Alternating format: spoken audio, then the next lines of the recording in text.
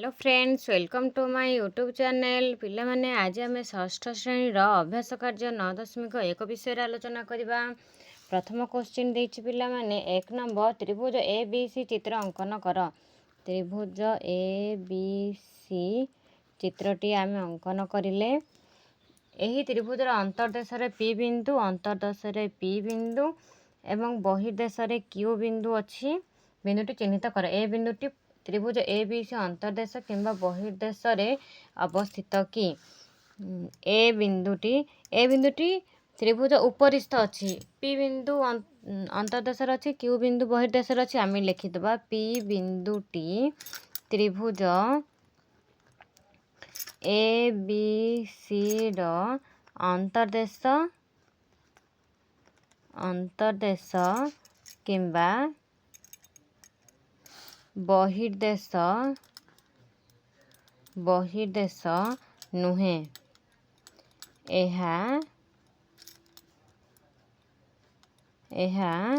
त्रिभुजर उपरिस्थ बिंदु। एबीसी त्रिभुजर उपरिस्थ बिंदु। बुझिला पिला माने। 2 नंबर देछि। 2 नंबर क गोटे त्रिभुज देछि पिला माने। देख मु कर दउछि जहार ना दे देछि A B C. A D देछि। प्रथम क्वेश्चन कि पार्श्वस्थ चित्र थिबा तीनोटी त्रिभुजर नाम लिख। ए बी डी होछि गोटे त्रिभुज छोटटा।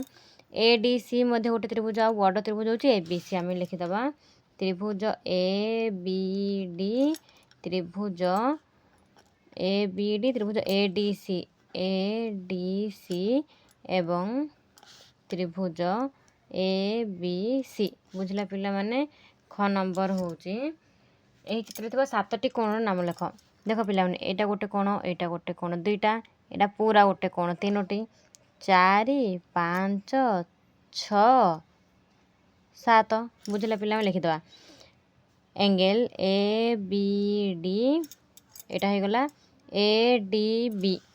Angle A D B out होचे angle B A D. Angle B A D out होचे A D C. Angle A D C एटा होचे angle A C D. Angle A C D angle C A D. Angle C A D एवं angle B A C.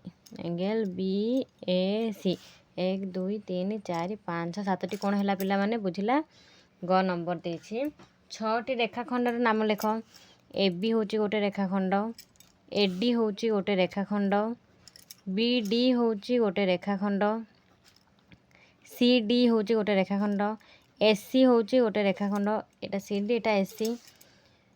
A D लिखि देछि A B A D B C B D out होछि C D A C A D out B C पूरा B सी टा गोटे 1 2 3 4 5 6टा रेखाखंड हो गला पिला माने। एबे आसिले घ नंबर केउ दुईटी त्रिभुज रे एंगल बी होछि साधारण कोण। देख पिला माने ए बी डी त्रिभुज रे बी अछि, ए बी सी त्रिभुज रे मध्ये बी अछि। एंगल त्रिभुज ए बी डी ओ त्रिभुज ए बी सी रे एंगल बी हेउछि साधारण कोण। साधारण कोण। बुझिला पिला माने। आउ किछ पॉइंट कहि दउछि मन रखि दै थाओ। हमर त्रिभुज रे तीनोटी मध्यमा रही थाए। तीनोटी मध्यमा रही थाए जेमति कि ए बी सी त्रिभुज रे A D B E C F तीनोटी मध्यमा रही।